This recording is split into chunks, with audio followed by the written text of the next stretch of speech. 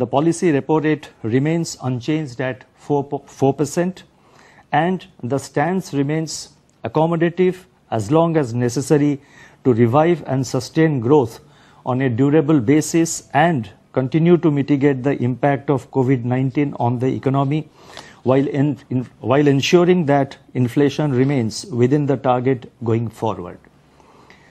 The marginal standing facility, that is MSF rate, and the bank rate remain unchanged at 4.25%.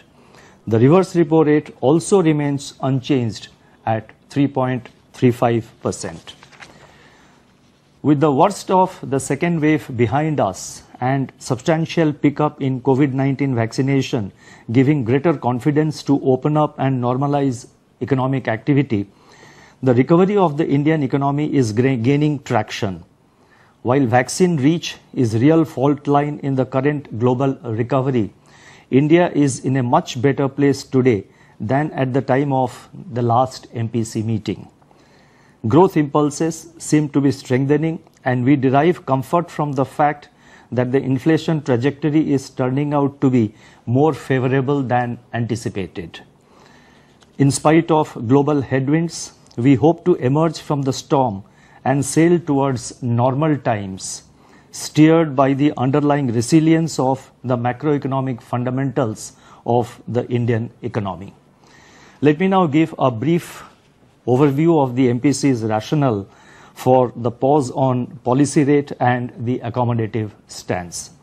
The MPC noted that economic activity over the last 2 months has broadly evolved in consonance with the MPC's August assessment and the outlook. CPI inflation during July-August has also turned out to be lower than anticipated. The actual outturn of real GDP growth in the first quarter at 20.1% was close to, albeit a little below the MPC's forecast of 21.4%.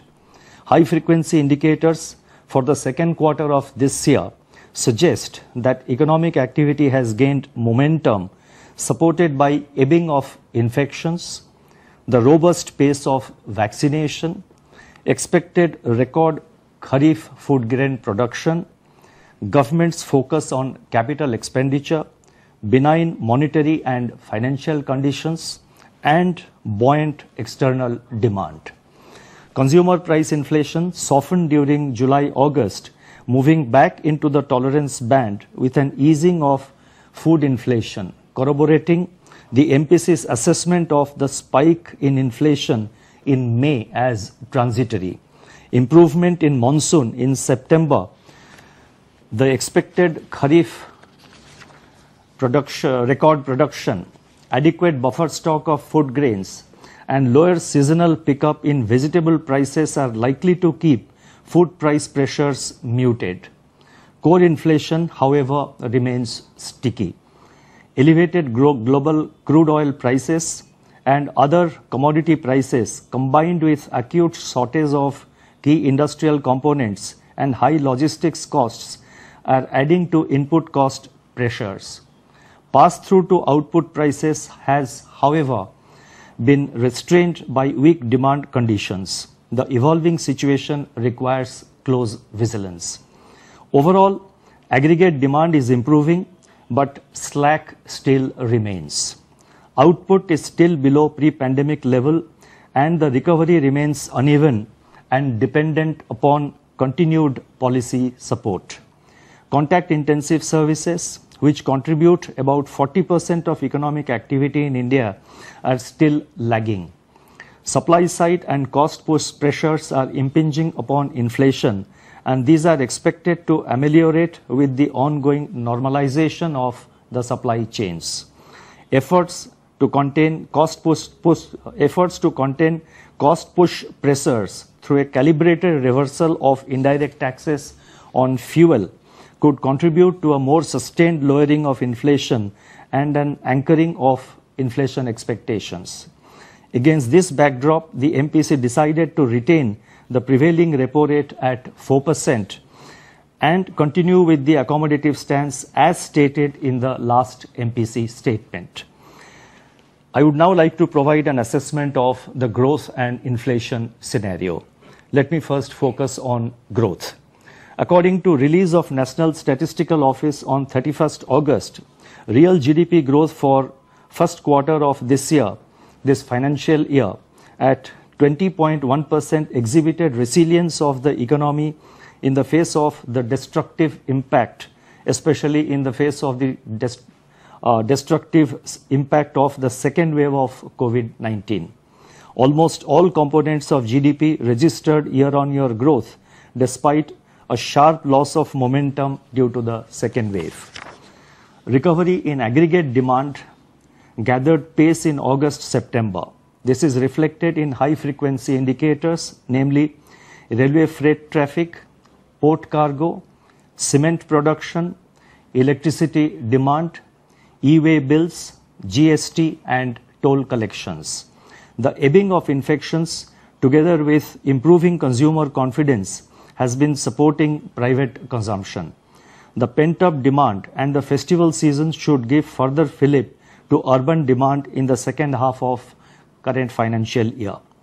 Rural demand is expected to get impetus from continued resilience of agricultural sector and record production of kharif food grains in 21-22 as per the first advance estimates. The improved level in reservoirs and early announcement of the minimum support prices for Rabi crops boost the prospects for Rabi production. The support to aggregate demand from government consumption is also gathering pace. Improvement in government capex, together with congenial financial conditions, could bring about an upturn in the much-awaited virtuous investment cycle. Pickup in import of capital goods and cement production point towards some revival in investment activity.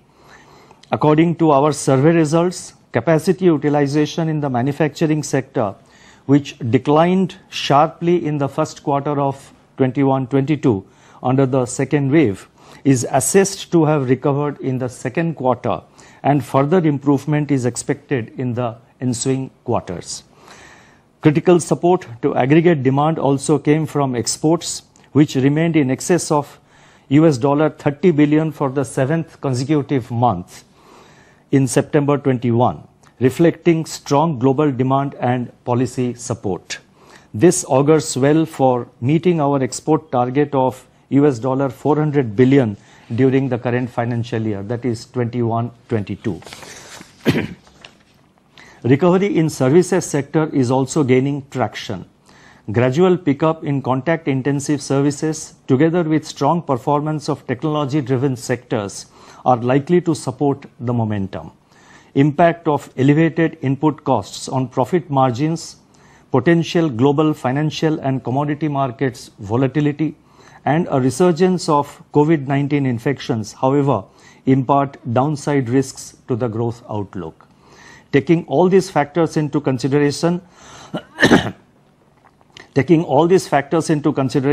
projection for real GDP growth is retained at 9.5% for the current year, that is 21-22, and this consists of 7.9% in Q2, 6.8% in Q3, and 6.1% in Q4 of 21-22. Real GDP growth for Q1 of next financial year, that is 22-23, is projected at 17.2%. Let me now turn to inflation.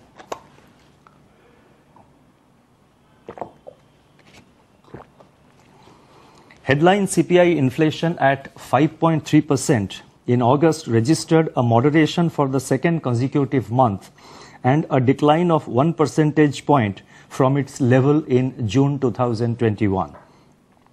The key driver of the disinflation has been the moderation in food inflation, even as fuel inflation eased up and CPI inflation excluding food and fuel, that is core inflation, remained elevated. Headline inflation continues to be significantly influenced by very high inflation in select items such as edible oils, petrol and diesel, LPG and medicines. On the other hand, a very low seasonal buildup in vegetable prices, decline in cereal prices, a sharp deflation in gold prices, and muted housing inflation have helped to contain inflationary pressures. Going forward, several evolving factors provide comfort on the food price front. Its momentum is expected to remain muted in the near term. Cereal prices are expected to remain soft due to likely record Kharif food grains production and adequate, or rather more than adequate, buffer stocks. Vegetable prices, a major source of inflation volatility, have remained contained in the year so far, with record production and supply side measures by the government. Unseasonal rains and adverse weather-related events, if any, in the coming months are, however, upside risks to vegetable prices. Supply-side measures by government for edible oils and pulses are helping to temper price pressures. However, an uptick in prices of edible oils is seen in the recent period. Overall, the CPI inflation momentum is moderating, which combined with favorable base effects in the coming months could bring about a substantial softening in inflation in the near term.